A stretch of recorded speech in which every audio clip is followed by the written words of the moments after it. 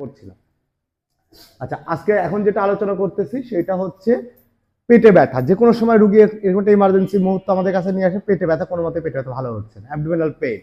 তো পেটে ব্যথার অনেকগুলো কারণ থাকতে পারে। যে কোনো কারণে আমি যেই এটা দিব, চিকিৎসাটা দিব, এটা দিলে পেটে ব্যথা কমে যাবে। আমাকে পেটে ব্যথার কারণগুলো লিখে দিই।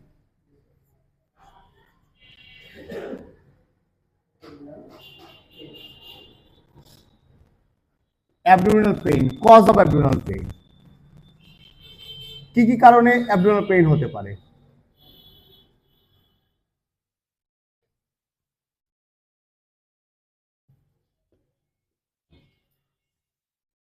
এক নাম্বার কারণে হতে পারে হাইপার অ্যাসিডিটি।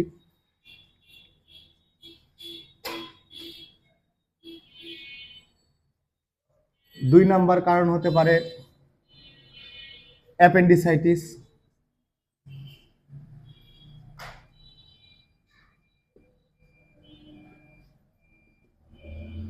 তিন নাম্বার কারণ হতে পারে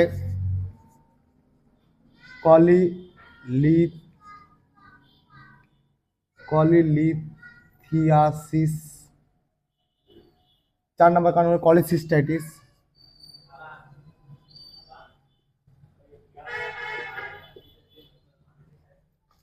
পাঁচ নাম্বার কারণ হলো প্যানক্রিয়াটাইটিস।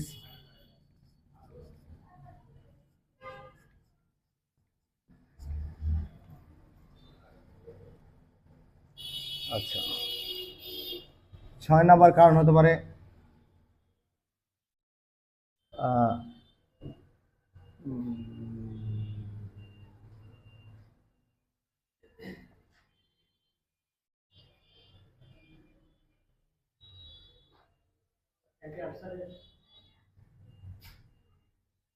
এন্টি আলসারেরটা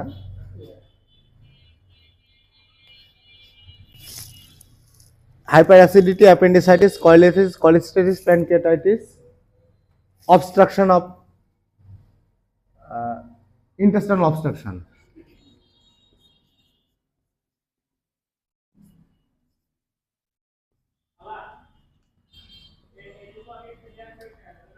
সচরাচর এই ছয়টা কারণে পেটে ব্যথা হয়। সেটা পেটে ব্যথা একদম সিভিয়ার অ্যাবডোমিনাল পেইন আমরা যেটা বলে থাকি সেটা হতে পারে। বুঝি তাই না, পেটে অতিরিক্ত মাত্রায় গ্যাস হয়। আচ্ছা, অ্যাপেন্ডিসাইটিস তো বুঝি। অ্যাপেন্ডিসাইটিস মানে যখন inflammation of appendix is called appendicitis. অ্যাপেন্ডিক্সে যখন ইনফ্লামেশন হয়, প্রদাহ হয়, ইনফেকশন হয়, তখন আমরা সেটাকে অ্যাপেন্ডিসাইটিস বলে থাকি। কলিলিথিয়াসিস, কলিলিথিয়াসিস মানে পিত্তথলিতে পাথর হওয়া। কলিলিথিয়াসিস মানে পিত্তথলিতে পাথর হওয়া, নোট ডাউন। কলিলিথিয়াসিস মানে পিত্তথলি। আর কলিসিস্টাইটিস মানে পিত্তথলিতে ইনফেকশন হওয়া। কলিসিস্টাইটিস মানে পিত্তথলিতে ইনফেকশন হওয়া।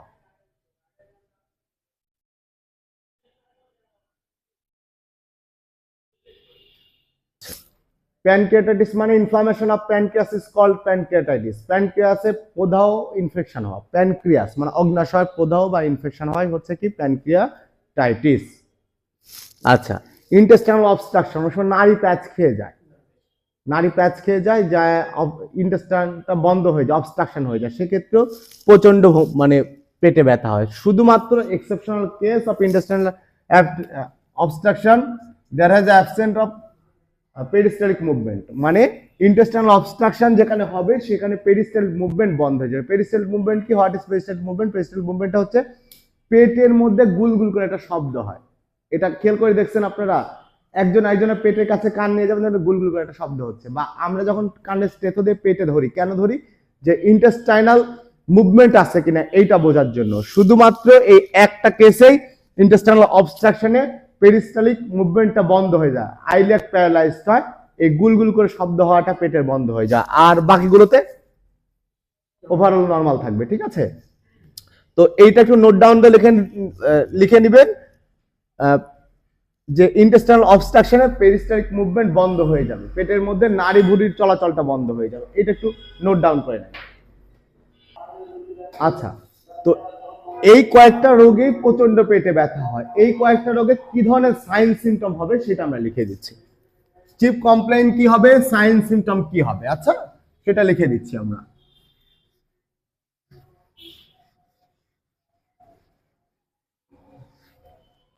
আচ্ছা, রোগীর চিফ কমপ্লেইন যেটা হয় severe abdominal pain, history of severe abdominal pain.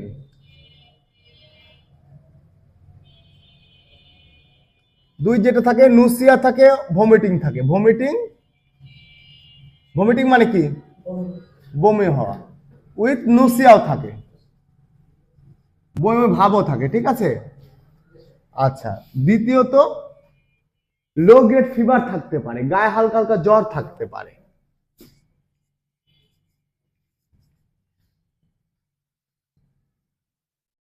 Low grade fever, basically যে লো গ্রেড ফিভারটা ঘটে সেটা হচ্ছে অ্যাপেন্ডিসাইটিস।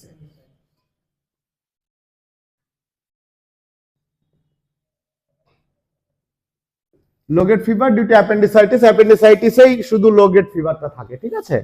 অন্যটাতে এরকম মানে ফিভারটা অ্যাবসেন্সও থাকতে পারে। আচ্ছা, আমরা যদি এটা ওয়ান এক্সামিনেশনে যাই, প্রথমে আমরা যেটা দেখব সেটা হচ্ছে রোগীর বিপি দেখব, পালস দেখব, ঠিক আছে।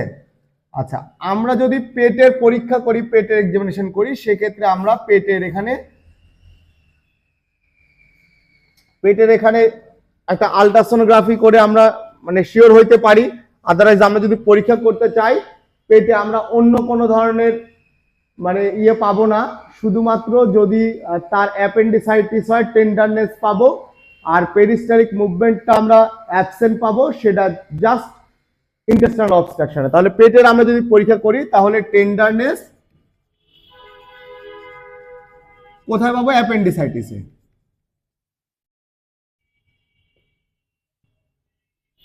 অ্যাপেন্ডিসাইটিসে। আর আরেকটা জিনিস পাবো সেটা হচ্ছে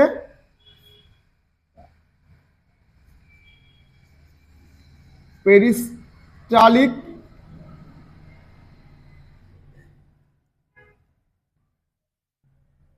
মুভমেন্ট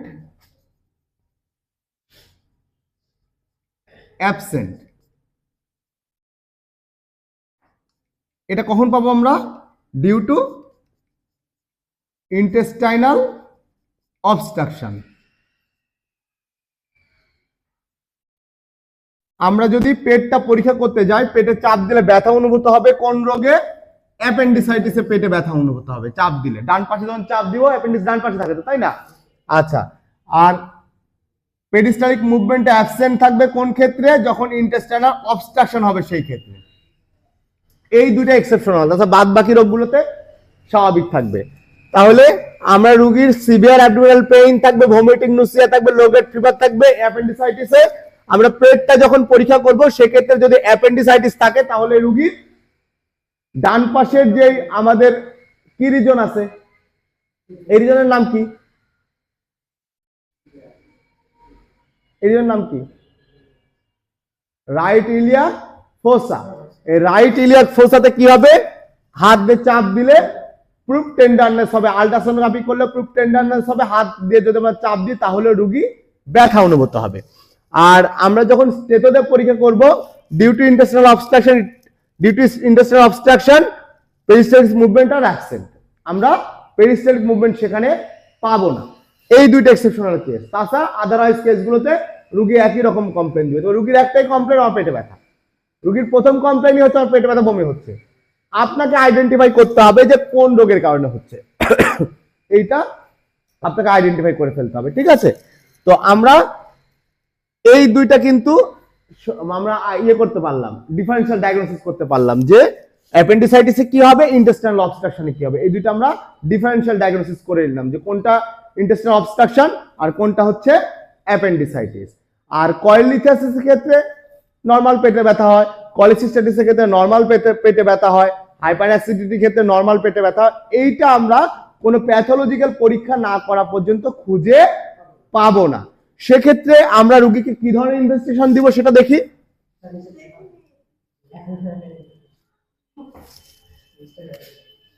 আচ্ছা,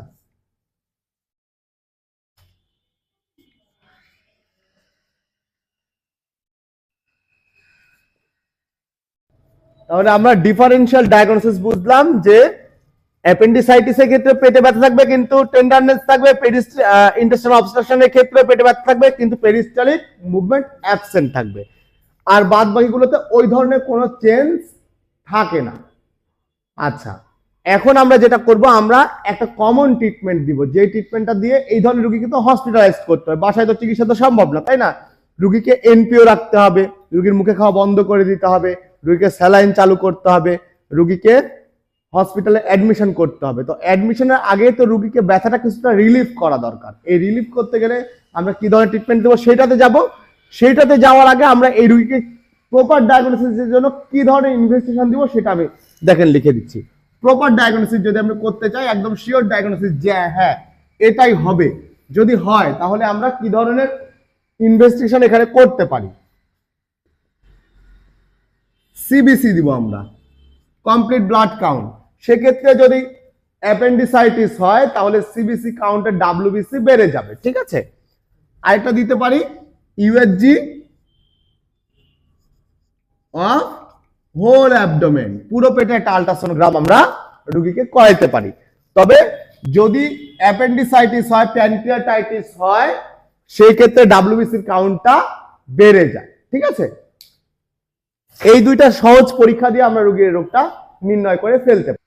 এখন আমরা যেহেতু আমরা যে জায়গায় প্র্যাকটিস করব সেখানে আল্ট্রাসোনোগ্রাফি মেশিন নেই, আমি যেখানে প্র্যাকটিস করব সেখানে ল্যাব ফ্যাসিলিটি নেই, যে আমি রুগীটাকে যে সিবিসি দিব তার ডাব্লিউবিসি কাউন্ট কি বেড়ে গেছে নাকি কমে গেছে, তার ইন্টেস্টাইনাল অবস্ট্রাকশন আছে কিনা, অ্যাসাইটিস আছে কিনা, কলিথেসিস, কলিসিস্টাইটিস বা আদার্স প্যানক্রিয়াটাইটিস আছে কিনা, এইটা বোঝার জন্য আমাকে প্রপার ডায়াগনোসিস করতে হলে আমাকে প্যাথোলজিক্যাল পরীক্ষা করতে হবে। বাট আমি যে জায়গায় বসে প্র্যাকটিস করতেছি সেখানে there are no pathological facility are available, সেখানে কোনো প্যাথোলজিক্যাল ফ্যাসিলিটি অ্যাভেলেবল নেই। তাহলে আমি যদি রুগীকে হসপিটালাইজ করতেও বলি, করার আগে রুগীকে ব্যথা থেকে রিলিফ দেওয়া দরকার, রুগীটা ব্যথা কমায় দেওয়া দরকার। সেক্ষেত্রে আমি কোন ধরনের ট্রিটমেন্টটা রুগীকে দিতে পারি, সে আমি যে রুগীকে রেফার করে দিব, রেফার করতেও তো একটু সময় লাগবে। এখন আমার বাড়ি যদি হয় এই শহর থেকে, সদর হসপিটাল থেকে 50 কিলো দূরে, এরকম হয় না, বা 30 কিলো দূরে, এরকম হয় না। তাহলে এই যে 30 কিলো রুগী আসবে, রুগীর তো ব্যথা উঠলো রাত 12টার সময় বা রাত 1টার সময়, তাহলে রুগীকে যে সকালে নিয়ে যাবে এই পর্যন্ত রুগীকে তো আমার স্ট্যাবল করতে হবে, তাই না? রুগীকে ব্যথা কমাই দিতে হবে, রুগী তো ব্যথার মধ্যে রাখা যাবে না। সেই ক্ষেত্রে আমি কি ট্রিটমেন্টে দিব সেই ট্রিটমেন্টে যাচ্ছি, দেখেন।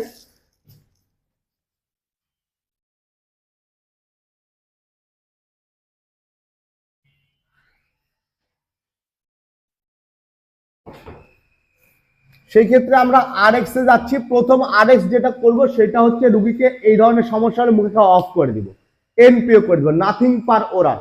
রুগীকে মুখে কোনো কিছু খাইতে আমি দেব না। তার কারণ হচ্ছে এই যে কোনো একটা প্রবলেম হইলে রুগী যদি খায়, রুগী বমি করে দেবে, বারবার বমি করে দেবে। এই জন্য বলবো আপনি মুখে খাওয়া অফ করে দেন, ঠিক আছে?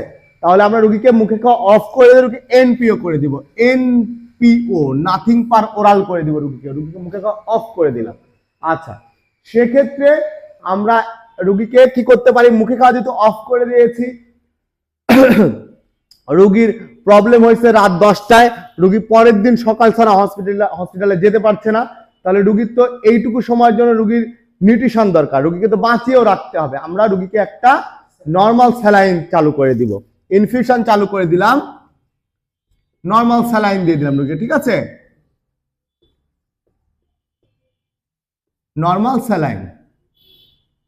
রুগীর ডায়াবেটিস থাকতে পারে, একটা প্রবলেম থাকতো, নর্মাল স্যালাইন দিব, তাহলে আমার আর কোনো ঝুঁকি থাকলো না। নর্মাল স্যালাইন আমরা আইভি দিব, ইন্টারভেনাস দিব, 30 থেকে 35 ফোঁটা ড্রপস পার মিনিটে। আচ্ছা, আর রুগীকে ব্যথা রিলিফ করার জন্য আমি যেটা দিচ্ছি সেটা হচ্ছে, প্রথমে আমি দিচ্ছি একটা ইনজেকশন দিচ্ছি, এটা অ্যান্টি আলসারেন্ট ইনজেকশন দিচ্ছি। আমি একটা ইসোইপাজল ইনজেকশন দিয়ে দিচ্ছি রুগীকে, অ্যান্টি আলসারেন্ট ইনজেকশন, অ্যান্টি আলসারেন্ট।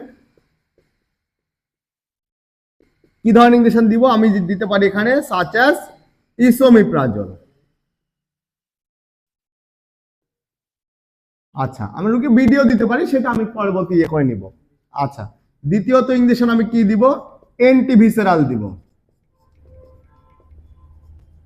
অ্যান্টিভিসেরাল ইনজেকশন কি পাওয়া যায় বাজারে, টাইমোনিয়াম মিথাইল সালফেট, এই সবগুলো রোগী আমরা আইভি দিয়ে দিব, ঠিক আছে। আচ্ছা, এখানে তো জায়গা নাই, সাইডে লিখলাম, ওকে। আচ্ছা, আরেকটা ইঞ্জেকশন আমরা কি দিব রোগীকে? রোগীকে দিব এনএসএআইডি। আচ্ছা, সেই ক্ষেত্রে আমরা রোগীকে কেটোরোলাক দেব।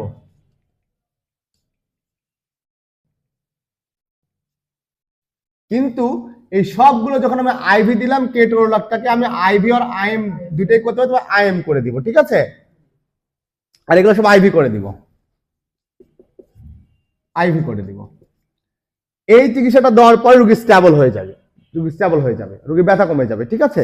এই চিকিৎসা যখন দিব রোগী তখন স্টেবল হয়ে যাবে। তারপরে আমি পরবর্তী সিদ্ধান্ত নেব যে আমি রোগীকে বাসায় রেখে চিকিৎসা দিতে পারছি নাকি রোগীটাকে আমার রেফার করতে হচ্ছে, ঠিক আছে। এটা তুলে নেন। আজকের যেহেতু এই অ্যাবডোমিনাল পেইনের কজ আছে, এটা ট্রিটমেন্ট একটু বোঝার আছে, আজকে একটাই থাকবে, এটা আগামী দিন পরে আসবেন। ধন্যবাদ সবাইকে।